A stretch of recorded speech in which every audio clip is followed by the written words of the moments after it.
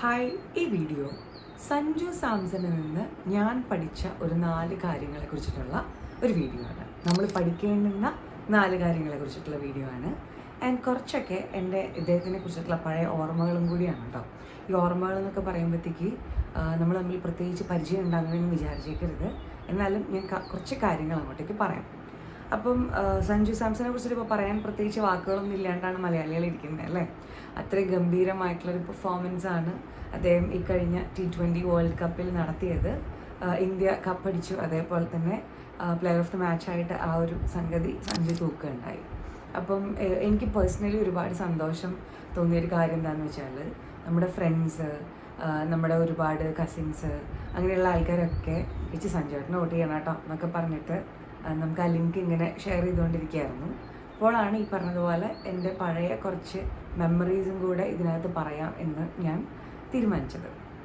അപ്പം ഞാൻ പഴയൊരു വീഡിയോയിനകത്ത് പറഞ്ഞിട്ടുണ്ട്, ഞാൻ ജോലി ചെയ്തുകൊണ്ടിരുന്നത് മാധ്യമം അല്ലെങ്കിൽ മീഡിയ ഫീൽഡിലായിരുന്നത്. അപ്പം ഞാൻ ആദ്യമായിട്ട് ഒരു മീഡിയയിൽ കയറിയപ്പം ഞങ്ങൾക്ക് അവിടെ അറൗണ്ട് 1 ഇയറോളം ട്രെയിനിങ് ഉണ്ടായിരുന്നു. കേരളത്തിലെ പ്രശസ്തമായിട്ടുള്ള ഒരു മീഡിയ ഗ്രൂപ്പൊക്കെയാണ്. ട്രിവാൻഡ്രത്തായിരുന്നു ഇവരുടെ ഓഫീസ്. അപ്പം അങ്ങനെ ആ ഓഫീസിനകത്തുള്ള ഇദ്ദേഹത്തിൻ്റെ ഒരു ഫ്രണ്ടിനെ കാണാൻ, ഇദ്ദേഹത്തിൻ്റെ ഫ്രണ്ടിനെയോ ഒക്കെ കാണാൻ വേണ്ടിയിട്ട് വന്ന് നിന്ന സമയത്താണ്, അതായത് ബിൽഡിങ്ങിൻ്റെ താഴെ ഒരു 2 വീലറിൽ 2 പയ്യന്മാരിങ്ങനെ വന്ന് നിന്ന സമയത്താണ് ഞാൻ ആദ്യമായിട്ട് സഞ്ജു സാംസൺ എന്ന് പറയുന്ന വ്യക്തിനെ കാണുന്നത്. അപ്പം എനിക്ക് അദ്ദേഹത്തിന് എന്നെ അറിയില്ല, അതാദ്യമേ പറയണം. പക്ഷേ ഞാനിങ്ങനെ കാണുന്നത്. അപ്പം അന്ന് ഓൾറെഡി ഐ തിങ്ക് ഇറ്റ്സ് 2017. അപ്പം അന്ന് ഓൾറെഡി അദ്ദേഹം ഡൊമസ്റ്റിക് ക്രിക്കറ്റിലുള്ള പെർഫോമൻസ് കൂടെയൊക്കെ അത്യാവശ്യം വലിയ പേരൊക്കെ എടുത്തിട്ടുള്ള ഒരാളാണ്. ഒപ്പം രാജസ്ഥാൻ റോയൽസിന് വേണ്ടിയിട്ട് കളിച്ചു തുടങ്ങിയിട്ടുള്ള അങ്ങനെ ഒരു പയ്യനൊക്കെയാണ്. അപ്പം തീരെ പയ്യനാണ് ആ സമയത്ത്. അപ്പോൾ സഞ്ജു വന്നിട്ടുണ്ട്, സഞ്ജു ആണ്, അങ്ങനെ ഇങ്ങനെയൊക്കെ പറയുന്ന സമയത്ത് നമ്മളും പോയിട്ട് എത്തിച്ചു നോക്കി എല്ലാവരുടെ കൂട്ടത്തിലും. അപ്പോൾ ഞാൻ ആദ്യം ഈ 2 പേരുണ്ടായിരുന്നു. ഇവരുടെ അഡ്മയർ ചെയ്ത കാര്യം എന്ന് പറയുന്നത് ഇവരുടെ ശരീരമാണ്. ശരീരം ഇൻ ദി സെൻസ് ഇതൊരു വായനോട്ടം അങ്ങനത്തെ ഒരു കാര്യമല്ല. ആ ഒരു പ്രായത്തിൽ നമുക്ക് ചെറിയ ചില ബോധങ്ങളുണ്ട്. അതായത് ഒരാൾ ഡിസിപ്ലിൻഡ് ആണ് എന്നുള്ളതിൻ്റെ ഏറ്റവും ആദ്യത്തെ ലക്ഷണം അവരുടെ ശരീരമാണെന്നൊക്കെ നമുക്ക് പറഞ്ഞു തന്നിട്ടുണ്ട്. അതായത് ഫിസിക്കലി ഫിറ്റായിട്ടൊരു മനുഷ്യൻ ഇരിക്കണമെങ്കിൽ അയാൾക്ക് അത്രയ്ക്കും ഡിസിപ്ലിൻ ഉണ്ടായിരിക്കണം. ഡിസിപ്ലിൻ്റെ പിന്നിൽ ഒരു വലിയ മോട്ടീവ്, ഒരു ഫോഴ്സൊക്കെ ഉണ്ടാവും. അപ്പം അങ്ങനത്തെ ഒരു കാര്യമാണ് ഞാൻ ആദ്യം ഒബ്സർവ് ചെയ്തത്. നമ്മൾ കേട്ടിട്ടുണ്ടല്ലോ, ആഹാരത്തിന് മുൻപിൽ ഒരാൾക്ക് കൺട്രോൾ ഉണ്ടെങ്കിൽ അതേപോലെ തന്നെ സ്വന്തം ശരീരം ഒരാൾ ക്ഷേത്രം പോലെ സൂക്ഷിക്കുന്നുണ്ടെങ്കിൽ അയാൾ വെൽ ഡിസിപ്ലിൻഡ് ആണ് എന്നാണ് അർത്ഥം എന്നൊക്കെ. അപ്പോൾ ഇത് നമ്മൾ ഒബ്സർവ് ചെയ്യുന്നു. അതിൻ്റെ ഒപ്പം തന്നെ നമുക്കറിയാം IPLത്തെ കുറച്ച് കഥകളും ഡൊമസ്റ്റിക് ക്രിക്കറ്റിലെ കഥകളൊക്കെ നമുക്കറിയാം. സോ ആ പോയിന്റിൽ എല്ലാവരും ഇദ്ദേഹത്തിനെ കുറിച്ച് പറയുന്ന സമയത്ത് നമ്മളൊരു ഇച്ചിരി റിസർച്ചൊക്കെ നടത്തി. അപ്പം എൻ്റെ മനസ്സിൽ ഏറ്റവും ആദ്യം വന്നൊരു കാര്യം എന്ന് പറയുന്നത് നമ്മളായിട്ടുള്ളൊരു പയ്യനാണ്, നല്ല ഓപ്പർച്യൂണിറ്റീസൊക്കെ കിട്ടട്ടെ. അപ്പോൾ നമ്മളുടെയൊക്കെ മനസ്സിൻ്റെ ഉള്ളിലുള്ള ഇമേജ് എന്നൊക്കെ പറയുന്നത് സച്ചിൻ ധോണിയൊക്കെ ആണല്ലോ. ഇവരെയൊക്കെ സെലിബ്രേറ്റ് ചെയ്യുന്നത് പോലെ ഒരു ദിവസം ആൾക്കാർ സഞ്ജുവിനെ സെലിബ്രേറ്റ് ചെയ്യട്ടെ എന്നൊക്കെ ഉള്ളൊരു ആഗ്രഹം അല്ലെങ്കിൽ ഒരു വിഷ് ആ സമയത്ത് നമ്മുടെ മനസ്സിൽ വന്നിട്ടുണ്ടായിരുന്നു.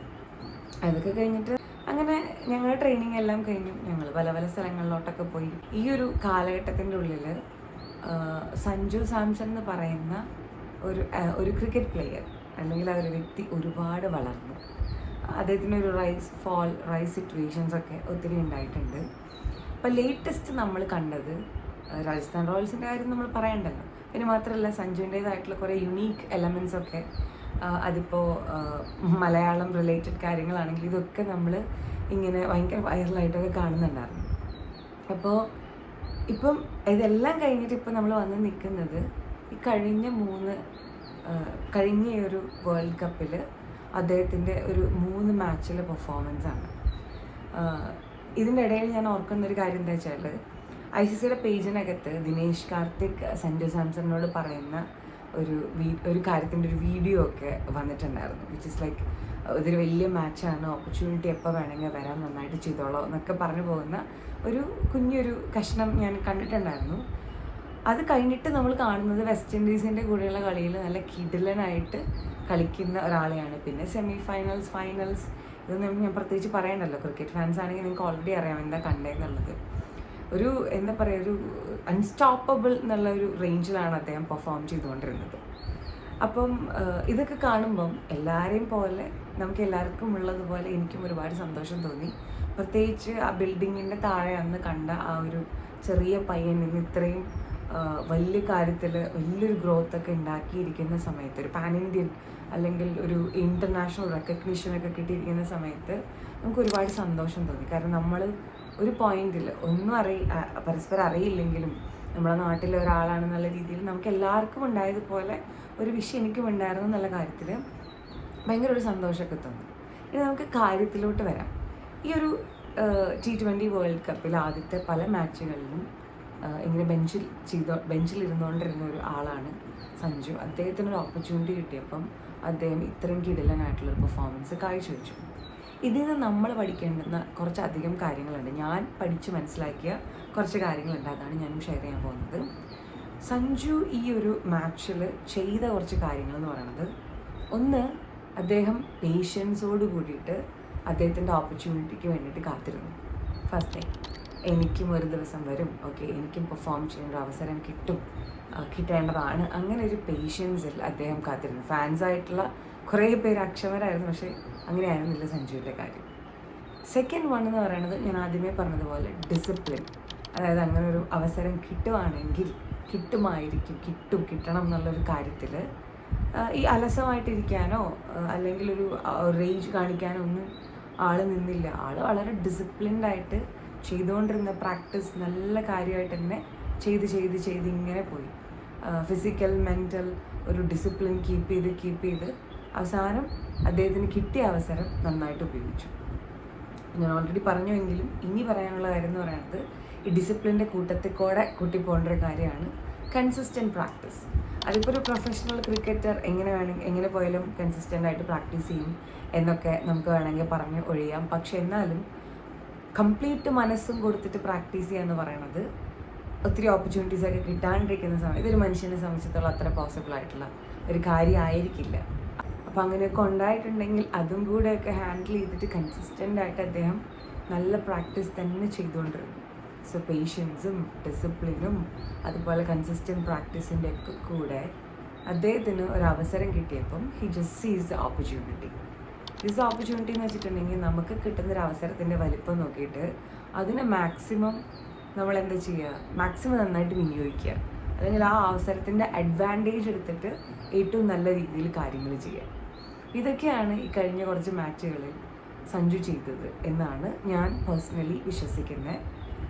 കുറേ ട്രോളുകളും കാര്യങ്ങളൊക്കെ കാണുന്നുണ്ട്, ഇൻസൾട്ടാണ് മുരളി, ഏറ്റവും വലിയ മോട്ടിവേഷൻ എന്നൊക്കെ പറഞ്ഞിട്ട്. ഇതൊക്കെ ഒരു സൈറ്റിൽ നടക്കട്ടെ. പക്ഷേ ഇതൊക്കെയാണ് എനിക്ക് തോന്നിയിട്ടുള്ള അദ്ദേഹത്തിൻ്റെ ഒരു വിജയത്തിൻ്റെ ഒരു ഫോർമുല. സോ ഇതെന്ന് പറയുന്നത് കംപ്ലീറ്റ് ഹാർഡ് വർക്കാണ്. സോ നമുക്കും എവിടെയെങ്കിലുമൊക്കെ എത്തണം എന്ന ആഗ്രഹം ഉണ്ടെങ്കിൽ നമ്മളും ചെയ്യേണ്ടത് ഇതൊക്കെ തന്നെയാണ്. പേഷ്യൻസോടുകൂടി നല്ല ഡിസിപ്ലിനോടുകൂടി കൺസിസ്റ്റൻ്റായിട്ട് പ്രിപ്പയർ ചെയ്തുകൊണ്ടേയിരിക്കുക. ഒരവസരം വരുമ്പോൾ, ഒരവസരം കിട്ടി നമുക്ക് തോന്നുന്ന സമയത്ത് അതിനെ മാക്സിമം ഉപയോഗിക്കുക. അപ്പോൾ ഇത്രയൊക്കെയാണ് എനിക്ക് പറയാനുള്ളത്. കൂട്ടത്തിൽ ഞാനും വളരെയധികം സന്തോഷത്തിലാണ്. ഒന്ന്, നമ്മുടെ രാജ്യം കപ്പെടുത്തതിൽ. രണ്ട്, നമ്മുടെ നാട്ടിലെ ഒരു താരം ഇത്രയും നന്നായിട്ട് പെർഫോം ചെയ്ത്, അദ്ദേഹത്തിൻ്റെ ഒരു ഡെഡിക്കേഷനൊക്കെ കൊണ്ട് ഇത്രയും നന്നായി പെർഫോം ചെയ്ത് ഇത്രയും റെക്കഗ്നീഷൻസ് ഒക്കെ മേടിച്ചത്. സോ എല്ലാ ആളുകൾക്കും നല്ലത് വരട്ടെ, എല്ലാവർക്കും നല്ലത് ചെയ്യാനുള്ള അവസരങ്ങൾ ഉണ്ടാവട്ടെ. അപ്പം ഇത്തരത്തിൽ നമ്മൾ റിയൽ ലൈഫിൽ കാണുന്ന നല്ല പെർഫോമേഴ്സിൽ നിന്ന് ഇങ്ങനെയുള്ള കുറച്ച് ചാപ്റ്റേഴ്സ് പഠിക്കാനും അത് സ്വന്തം ലൈഫിൽ പ്രാവർത്തികമാക്കാനും നമുക്ക് എല്ലാവർക്കും സാധിക്കട്ടെ. പ്ലസ് അഡീഷണലി ഈ വീഡിയോയിൽ പറയാനുള്ളൊരു കാര്യം എന്താണെന്ന് വെച്ചാൽ, കഴിഞ്ഞ 2-2.5 ആഴ്ചയായിട്ട് എൻ്റെ ശബ്ദം കംപ്ലീറ്റ് ആയിട്ടില്ലാത്തൊരവസ്ഥയിലായിരുന്നു. നമ്മൾ കൺസിസ്റ്റൻ്റ് ആയിട്ടൊരു കാര്യം ചെയ്യാൻ തീരുമാനിച്ചാൽ ഇങ്ങനെയൊക്കെയാണ് സംഭവിക്കുക. അപ്പം now I am better. So നമുക്കിതുപോലെ വീഡിയോസ് കണ്ടിന്യൂ ചെയ്ത് പോകാൻ പറ്റും, കൺസിസ്റ്റൻ്റ് ആയിട്ടിരിക്കാൻ പറ്റും എന്ന് ഞാനും വിശ്വസിക്കുന്നു. Thank you so much for watching. അപ്പോൾ നിങ്ങൾക്ക് ഇത്തരത്തിലുള്ള വീഡിയോസ് ഇഷ്ടമാണെങ്കിൽ ഈ പേജ് സബ്സ്ക്രൈബ് ചെയ്യാനും നോട്ടിഫിക്കേഷൻ ഓൺ ചെയ്യാനും അല്ലെങ്കിൽ നിങ്ങളുടെ സുഹൃത്തുക്കളുമായിട്ട് ഷെയർ ചെയ്യാനും ഒന്നും മറക്കരുത്. Thank U.